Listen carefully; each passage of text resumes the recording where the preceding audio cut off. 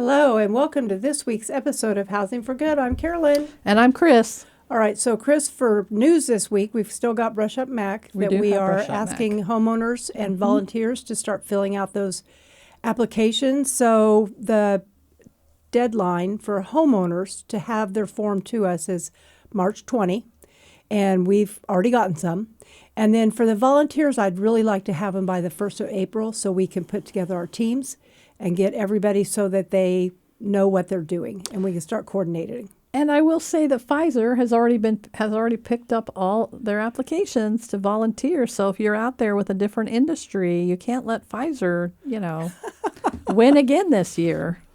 Pfizer is an amazing, they are amazing organization. Yeah, they are.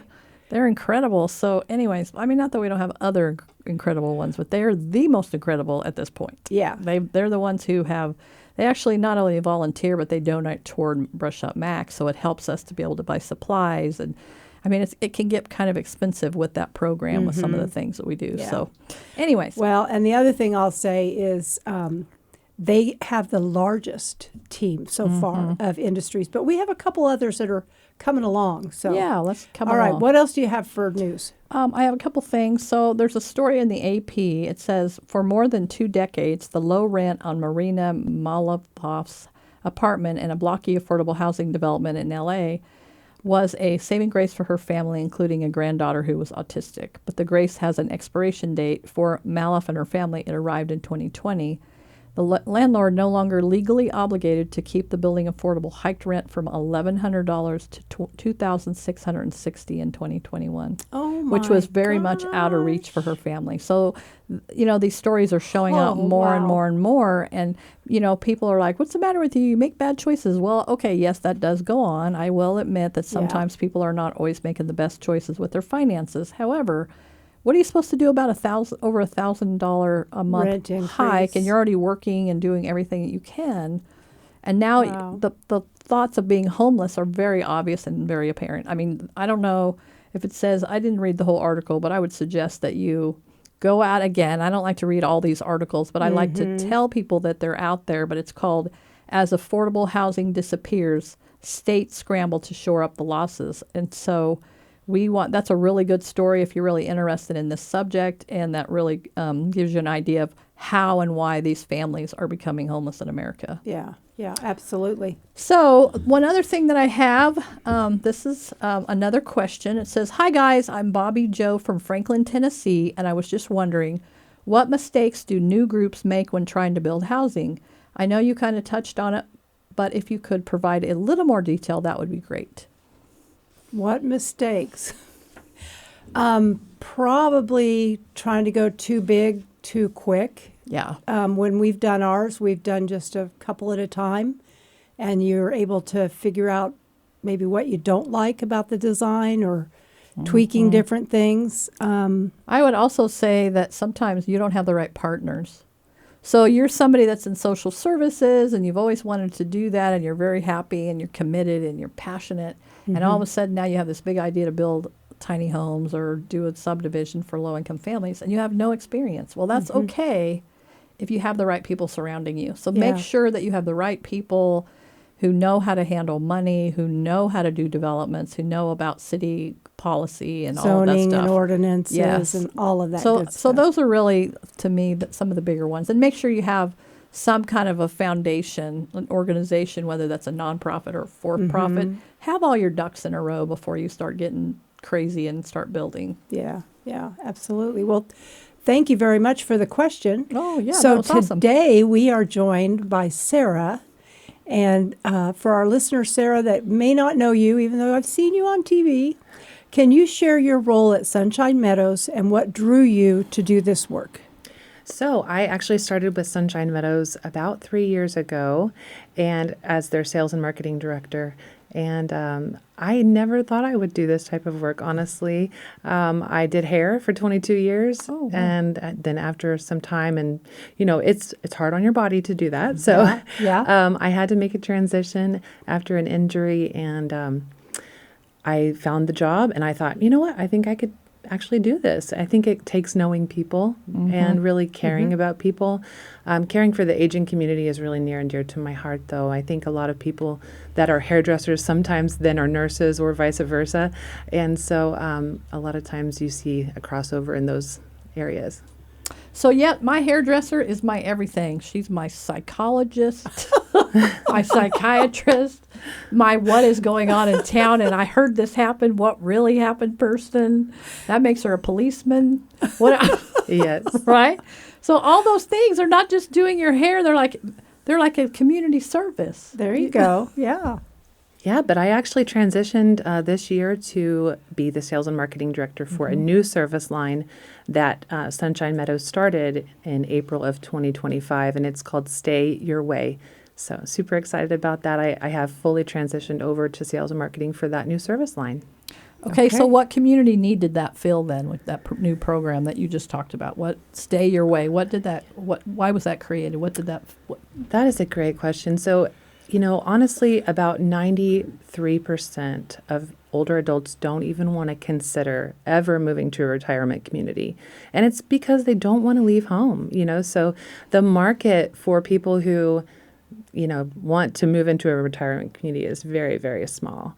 And we were seeing an influx of people moving from out of state to some of our independent living, but in general, most people just don't want to leave home. And so there's the need for also like the sheer numbers of baby boomers. There's not enough nursing home beds, and we're pretty well landlocked there in Buhler where we're at. So we wanted a way to be able to serve more people and to be able to meet them where they're at and where they want to be, which is at home. I'm curious about, is this a new phenomenon that people don't want to go in nursing homes, or has this really been going on for a long? I mean, I'm seeing it more and more where more and more. My parents have no way they're not going into anything. As long as they can be in their house, that's what they're doing. I don't think it's new at all. I think it's becoming more talked about. I think also, too, there's been a transition from people being able to care for their loved ones at home because everyone's working now. So both spouses oftentimes are working, whereas before, sometimes people would move their loved ones in with them, and that's getting harder and harder to be able to do and to afford because most families have to have both adults working to be able to afford to live. So how does this program fit into the broader mission of supporting families in crisis? Because I'm sure that when you are thinking about moving your family member into a nursing home, it's a crisis. Something has happened. Correct. Yeah, so most people do wait for that crisis, unfortunately. That small percentage of people that will consider independent living is just so tiny, right? And we wanted to create independent living for people to be proactive. We oftentimes see that if people get just a little bit of support, then they thrive and do really well. But because most people are waiting until there is a crisis, that really causes an issue because there may not be space. And sometimes they just can't bounce back from that either. So our mission, we are a nonprofit community in Buhler, and we've been around for 81 years now, since 1945. Yeah. Yes. We have a great reputation. Our mission is creating a home surrounded by Christ's love, giving your life dignity and purpose. And we're just so excited that now we can take that mission outside of our walls. Oh, that's cool. So what is the stay-at-home program, and how does it differ from residential or nursing home Great. services? So What is that? it is actually so exciting. It's the first and only CCAH, or Continuing Care at Home, membership program in the state of Kansas. And this is not new. This is something that has been around for 30 years, primarily on the East Coast. But we are, like I said, the first and only in the state of Kansas. I think we're actually only about number 8 west of the Mississippi. But this is not going to be the last time you hear about this. I mean, there's going to be more and more of these popping up everywhere. And I get really passionate talking about this, so you could just make me move on if I talk too long. But the baby boomer generation is 76 million U.S. residents, okay? So just kind of try to imagine that number. So over 10,000 people turning 65 daily. Studies show that at least 70% of them will need some type of long-term care during their lifetime. Now, we know that it's really probably more like 99%. There's a small percentage of people that are lucky or blessed enough to just pass away peacefully in their sleep. Everyone else, like that 30% or so, maybe they have a caregiver in the home who's able to help take care of them, but 70% will need long-term care. And so that's 53 million, okay? Now guess how many nursing home beds there are in the U.S.? Not that many. 1.7. Wow. Not even 2 million. Wow. And that's not available beds, that's total beds. And we already have an availability crisis. We have longtime donors of our nonprofit that they tell their family, I'm going to Sunshine Meadows when the time comes. But then the crisis happens and sometimes they don't make it out of the hospital, which is sad. But then the other sad part is sometimes we don't even have space for them because we're a home that has a good reputation and we stay full. So it's already an issue, and it is just going to be what we're calling the aging care crisis. So who is eligible for the program and how are families referred? So we are a private pay service. Although we're a nonprofit, we're sort of a feeder company for the parent organization, which Sunshine Meadows does accept Medicaid. We are actually the only home or facility in the area that accepts Medicaid from day one in assisted living. And most places don't even accept it at all anymore. And it's just because they can't get paid enough to keep the staffing and all the lights on and everything else, the sheer cost of it. But yeah, we are a private pay service, so you do have to qualify financially, and then obviously you need to qualify in a lot of other ways too. So we're not just looking for people who are sitting back and letting aging happen to them. We want people who are excited about being proactive about their health and wellness. And so we take a look at all of that. Really, truly, if you wait until there's a crisis with our program, you most likely will not qualify. So that's a big difference. That is a big difference. What kinds of support do families receive while remaining in their own homes? What do you do for them? So it's really exciting. The rock star of our program is the Wellness Navigator, and they get benefits from that from day one. So with all other types of long-term care, like even if you have long-term care insurance, you typically have to have about more than 2 activities of daily living that you need help with. We call those ADLs in the industry. And so you can't usually even get help from home health until you have a certain number of ADLs to qualify, especially if you're on Medicare and you're wanting Medicare to pay for those things. And there's a misconception out there. Just make sure people know Medicare does not pay for long-term care. They only do cover a short-term skilled type rehab situation. And you kind of have to check those boxes and jump through those hoops as well. But it's something that people are not financially prepared for, is what is the long-term care going to actually cost me? And then people are becoming financially destitute. It's sad. Yeah, we've seen that more than once. We have. That one gentleman that was in the cottages, I think that's kind of what happened to him. They spent every penny on his wife's care, and he ended up homeless. Goodness. It was really a sad situation. Yes. And I've seen, as an appraiser, I've seen situations where families are selling homes to pay for the care, and then by the time it's over, they have nothing. Oh, yeah. They literally the family worked all their lives to buy this house and have this and have that. And the nursing home takes every penny, and it's not their fault. Right. Obviously, we weren't prepared correctly, and now we have nothing to show for all that. Yeah. That kind of makes me nauseous It is. a little bit. It's really sad. I mean, people don't like to talk about aging, though, to be frank. They don't like to think about it, and they certainly don't like to do it. So that's what makes it challenging. This is something we have to face our own mortality if we're going to plan ahead. But it is very, very important because it does leave people in a very sad situation, which is why we're a nonprofit and we try to improve the quality of life for those who are on Medicaid in our home. And so they can still have the same things as those who are private paying. But we see it day in and day out there where people come in, they have this great nest egg, but when you're spending $12,000 or more per month, you're busting through that nest egg really, really quickly. And it takes hardly any time at all, really, Yeah. if you think about it. And an average stay for a male in a nursing home is 1.7 years, and for a female is 3.9. I talked with someone just last week whose mom has been in memory care at another facility for 6 years, and it's been over $800,000. Oh, my my gosh. gosh. So, I mean, most people don't even have that kind of savings, but No, I mean, not without getting rid of everything they own.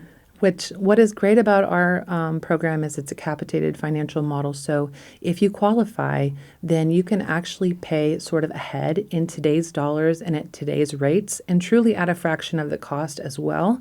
Although it is a chunk of change up front, it still is a whole lot less than what you would be paying if you're having to move to a facility. And then don't get me started again on, is there even going to be space for you in a facility? Yeah. So could you share a story that illustrates how the stay-at-home program has changed a family's trajectory? Oh, I like this. So we actually have one member who he's 68 and he's still working. He had some health conditions that kept him from qualifying for long-term care insurance, which is really hard to find these days. A lot of insurance providers we're talking to are saying, we are not even selling it anymore because it's just too unaffordable. And it doesn't have very good coverage anymore. Now, there were some good policies in the past that were amazing, but I'm sorry, I forgot what's the question. So how has the stay-at-home program changed the trajectory Oh, yeah. of a family's Thank life? you. Thank you. I get off on bunny trails, but our member, he was not able to qualify, but we were able to underwrite him. And so we're not an insurance product, although there's some similarities. So we were able to underwrite him, which was really exciting because now he has a farm and land and assets and all of that. And so now he knows exactly what he's spending to the penny for his long-term care. And we did a quick a summary for 10 years on our program. His entrance fee, which is based on his age at application, and 10 years of his monthly fees is less than 1 year in a facility. Wow. And he's getting those benefits from day one. The Wellness Navigator, their job they join while they're independent. So they're just kind of getting to know them now. But essentially their job exists to keep them safely and successfully at home. Our job is to be proactive and to really keep them strong and healthy and independent as long as possible. And then once they do have that senior care need, we are coordinating up to 24-hour care in the comfort of their own home so they never have to move to the nursing home. So that really would be a success that you'd be proud of. Is that's what's happening with these people? They're coming in. You're able to keep them healthy, maybe keep them out of the home longer.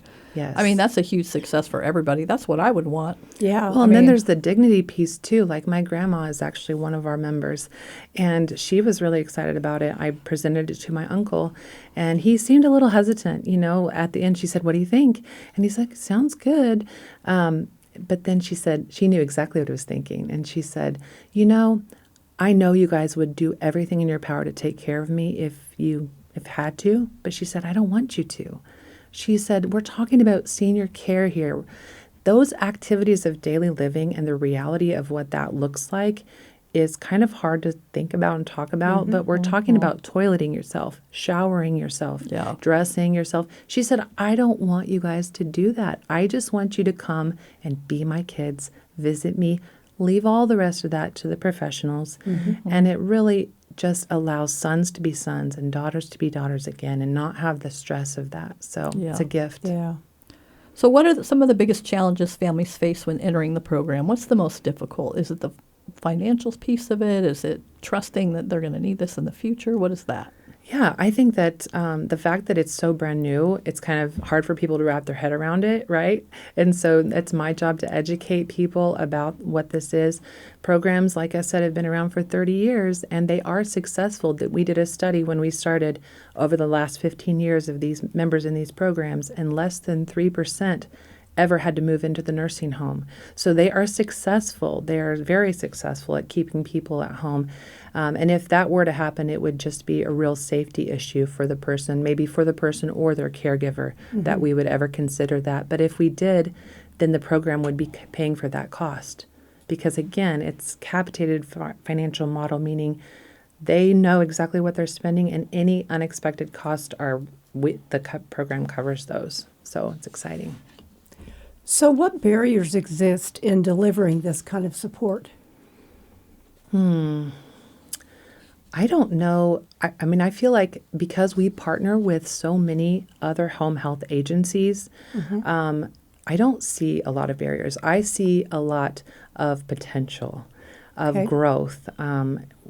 Everybody has staffing issues, but that's why what we do, sort of navigating all of that for our members is going to be such a neat thing, because when people try to navigate that stuff on their own, it's really challenging, very, very challenging. And so not only that, but if it's something that Medicare does not cover, a lot of times it's more expensive to pay for that than a facility, even upwards of double the cost. And so having our program to be stepping in and paying for those things is a really good benefit as well. So one thing I've heard from people around town is if they go with a specific agency to help them with doctor's appointments and transportation, they no longer can go to their doctor. Do your participants get to keep their doctors? Yes, they are fully in control of all of their choices, all of their decisions. They get to keep their own doctors. They don't do any of that. And I will say, a lot of times we get the question, well, what if we do decide to downsize or to move to a slab home or even an independent living in a retirement community? And that's absolutely fine. You can actually still be a member of our program and do that. We have 2 members that live in independent living already on a community campus, and we expect to see more of that because they've already downsized. They don't want to downsize again, and they love their things and they want to stay at home for life. So it's exciting. So how has the program evolved? Are you seeing changes as you go along? When we did the Oak Harbor Cottages, our non-congregate shelter, we didn't really have anybody to talk to about it because it had never been done before. So we like to learn things the hard way. Gosh. Well, we were blessed with a consulting firm called Jordan River Living, who have created, I think, maybe 9 of these programs now. So they have helped us along the way. Of course, we've paid them to help us so that we were not just like out there on our own, completely blind. But we also have our first, right now we have 12 members. We're actually getting ready to be 15 after next week. So we are growing rapidly, but it's really cool. So I totally forgot what I was saying. Oh, she just wondered how the program had evolved. But it's only been around for how long? We launched in April, and our first members were in July. Wow, that's quick. Yeah. That happened really, really fast. I know what I was saying. Legacy members. I don't know how you guys do this. You're amazing. So legacy members. So our first 25 members, actually, we give them a discount off of their entrance fee because, there's always those growing pains as you're kind of working things out. And we'll be growing and learning as we go along, too, because, again, once they join, they're independent. They don't need care yet. Yeah. So already we just have had one member need just a little bit of medication help, but typically everybody is not needing care yet. So our wellness navigators are just getting to know them. But it's important because we want to proactively approach their aging. We want people to be able to feel confident. And so even just looking at things like their gait, how they're walking, and then if they notice something, a change, it's important for them to know the person. And they become like an extension of their family truly as well. But getting to know them and noticing those changes and then reactive handling that proactively so that they don't decline. That's the whole goal of the program. That's why we call it the future of aging. Yeah, it is. So I will say this. People they listen to our guests and they're thinking to themselves, why are we talking about this? Well, it has to do with housing stability, which then goes along with our Housing for Good, because being able to stabilize seniors in their homes is really, really important. That's why we do Brush Up Mac every year. We keep lots of seniors in their homes because they don't have to worry about that small repair or their grass being mowed or whatever. And so that's why we do Brush Up Mac. And I will say that homelessness among our seniors is the fastest growing population in the nation. Yeah. And I don't know if it's internationally, but I know it is nationally, that because they lose contact of things, the rent is going up, all this crazy stuff's happening, Yeah. and we're not prepared for that homeless population. No. We don't have the things that population needs, and so that's what's so cool about this program. It is really about housing stability for our seniors. Yes. And that's the connection that we have for you guys today. Yeah. Yeah, and our service area is 100 miles from Hutchinson, so that's what I was going to say a minute ago is home is where you hang your hat. It doesn't matter if you're renting or if you own or if you downsize. It's okay as long as we just can't be in a licensed facility and be on our program, but you wouldn't Yeah. need to be. Right. Yeah, So- absolutely. So how can the community support Sunshine Meadows and the stay-at-home program? Well, I think just, educating people and having those tough conversations. Housing is a big issue. We're talking about it in Reno County as well. I'm on a lot of different little committees and groups that we are facing these things, and it's going to keep getting worse. And so, keep talking about it. Keep, spreading the word and make your plans. And, it's hard to talk to people now about retirement communities because they don't want to leave home. But maybe if you have that conversation with your loved one and say, hey, how about if you want to stay home? But we can get you the support so that you don't just isolate and decline, but that you can truly thrive during your retirement years and stay there confidently. Yeah. So what do you think the future looks like for this program? Are we just going to continue to grow and grow and grow? Yes. You'll see more things popping up and you'll grow and there'll be other places. Yes, and we've different actually, things. we had a seminar here in McPherson a few weeks back, and we had another business come and they said, we're launching our program this year too in Wichita. Wow. And so there's already one in the works and there will be more. And it's absolutely necessary because just having people stay in their home and struggle through out of sheer stubbornness, or maybe just even the lack of their family knowing what's going on with them truly, because they don't want to tell them what's going on. They don't even want to tell their doctor because they don't want to be placed in the home. Right. I truly believe that this is what we, like I mentioned, the future of aging, and we're excited to be a part of it and help people do it confidently. Yeah, that's really cool. I love this. Yeah, that I do they're too. able to keep people in their homes. My parents are so stubborn. We finally had to just say, look, we're going to help you whether you like it or not. You can't do this stuff anymore. Yeah. But it took a lot for them to even admit that they needed help. Yes. And, when I think about the people who tell me, well, I'll do this someday, this sounds great. Well, it's like, don't wait, because if you wait for that crisis, you won't qualify. And then when you think about the people that say, I'm never moving to a nursing home, that's exactly what every resident at the nursing home said as well. Yeah. And then it's the families coming in tears saying, we just can't do it anymore. It's gotten too hard. Yeah. The reality of that care is really, really challenging. So what keeps you hopeful in the work that you're doing?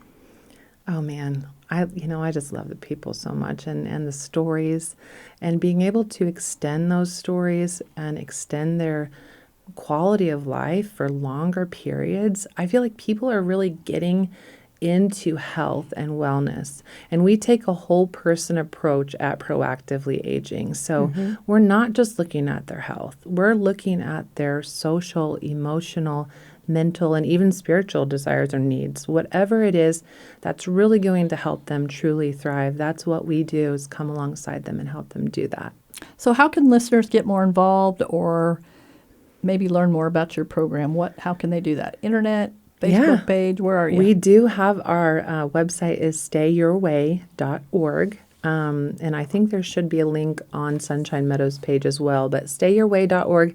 And we have ongoing seminars. So if you get online, you can RSVP for a seminar there. And that's it's under an hour. It's free to attend. It's a great way to learn more about the program and to see if it might be a good fit for you. I will mention, even if you feel like, well, I don't really have a lot of savings, I don't know if I could do this program. Well, especially if you own your home, then definitely come and check it out, because there's programs out there that can help you access the liquid cash that you have in your home asset. And so that's always a way to do it as well. So stayyourway.org. And if you don't see a seminar in your area, just let us know. Reach out and we'll What get about a one phone going. number? You know, some of us like phone numbers. Sure. Yeah. Yeah. It is 620-500-0104. All right. Thank you. Yeah. Okay. So this has been another great program. I've learned so I think much I say today. this every time Yeah, it's that I awesome. learn so much doing these podcasts. So I I hope know. people learn when they listen to it. If you would be interested or you know somebody who would be interested in being on Housing for Good, drop us a line, leave us a review, give us a question like the last couple of Yeah, so this weeks guy we've was had a from question. Bobby Joe. So give us a question. We'd love to answer questions. I know. Yeah. You can do all of that at Housing for Good at McPhersonHC.org. Thank you for listening. And have a great day.